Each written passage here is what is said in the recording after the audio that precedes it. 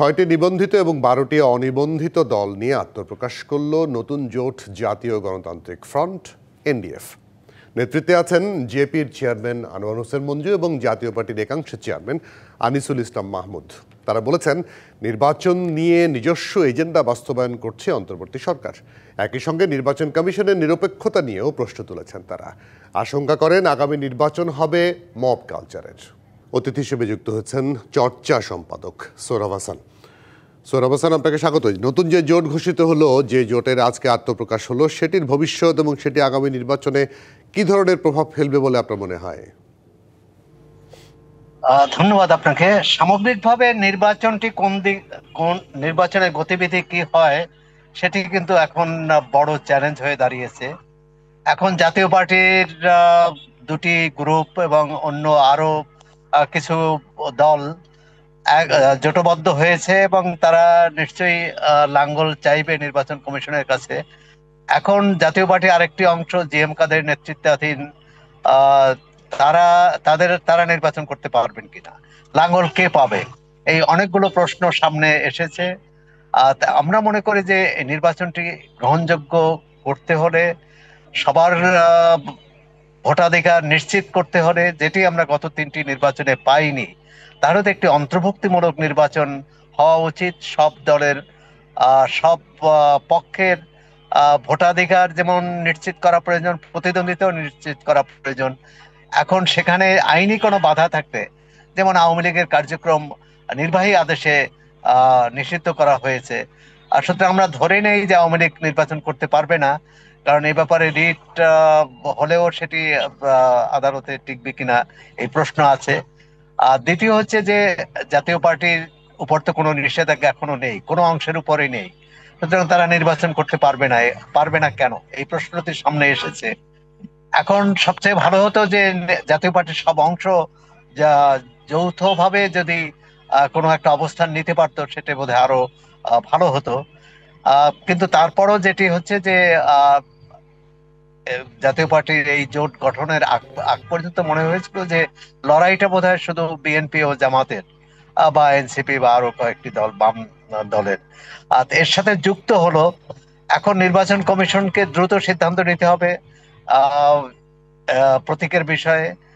তাকে সিদ্ধান্ত নিতে হবে কে নির্বাচন করতে পারবে কি পারবে না, কারণ নির্বাচনের বিষয়টি পুরোই নির্বাচন কমিশনের এখতিয়ার, এখানে সরকারেরও খুব কিছু বলার থাকে না। এমনকি আমি তো মনে করি যে নির্বাচন কমিশন এই প্রশ্নও করতে পারে সরকারকে যে কোন দল নির্বাচন করতে পারবে না পারবে এটা নির্বাচন কমিশনের উপরে ছেড়ে দেওয়া উচিত। এক্ষেত্রে সরকারের কোনো নির্বাহী আদেশ বা কোনো আইন দিয়ে কাউকে বারিত করা উচিত নয়। নতুন এবং ফিরে আসা গ্রাহকদের জন্য নগদে চলছে ক্যাশব্যাক সহ প্রতিদিন হাজারো উপহার জেতার সুযোগ। হবে আশা আর ফেরা, সারপ্রাইজ সেরা। কারণ আন্তর্জাতিকভাবে কিন্তু অনেকগুলো দেশ বলেছে যে একটি অন্তর্ভুক্তিমূলক নির্বাচনই তারা চান। আর সেক্ষেত্রে এখন সময় কিন্তু খুব বেশি নেই। এই সপ্তাহেই সম্ভবত বৃহস্পতিবার তফসিল ঘোষণা হবে। তফসিল ঘোষণার পর পুরো প্রশাসন, আইন শৃঙ্খলা রক্ষাকারী বাহিনী, এই নির্বাচনের এখতিয়ারে যা আছে সবকিছুই কিন্তু নির্বাচন কমিশনের অধীনে চলে যাবে। সুতরাং নির্বাচন কমিশনের অধীনে গেলে নির্বাচনের বিষয়ে প্রশাসন মানে অন্তর্বর্তী সরকার বা প্রশাসনের কিন্তু কোনো কিছু করণীয় থাকবে না। নির্বাচন কমিশনই সেখানে একক এখতিয়ার থাকবে তার সিদ্ধান্ত নেয়ার। আমি মনে করি যে এই জোট নতুন করে চ্যালেঞ্জ তৈরি করলো নির্বাচন কমিশনের উপর। আর সেই চ্যালেঞ্জটি তারা কিভাবে মোকাবেলা করে, কতটা ন্যায্যতার ভিত্তিতে সিদ্ধান্ত নেয়, তার উপর নির্ভর করবে নির্বাচনটি কেমন হবে। জি, কিন্তু আপনি যে আজকের এই জোটটা বিষয়ে আমি জানতে চাই। 18টা দল নিয়ে জোট, এর আগেও আমরা জোট দেখেছি 14 দল, এর আগে 20 দল, নানা ধরনের জোট ছিল। সেগুলো ভোটের মাঠে কতটুকু আসলে প্রভাব বিস্তার করতে পারে? না, কিছুটা তো পারেই। আপনি যতই বলুন যে 14 দলীয় জোট ছিল, 5 দলীয় জোট ছিল, এখন ভোটের মাঠে প্রভাব যে জয়ী হওয়াটা সেটাই। কিন্তু এই ধরেন এখন তো 5টি জোটের আমরা দৃশ্যমান দেখছি, 5টি জোটকে। সুতরাং সেক্ষেত্রে প্রধান যে প্রতিদ্বন্দ্বী তাদের ফলাফল নির্ধারণে কিন্তু এই জোট বা তৃতীয় দল, তৃতীয় জোট ভূমিকা রাখে। কারণ হয়তো দেখা যাবে যে যার জয়ী হওয়ার কথা ছিল সে জয়ী হতে পারেনি এই তৃতীয় পক্ষ থাকার কারণে।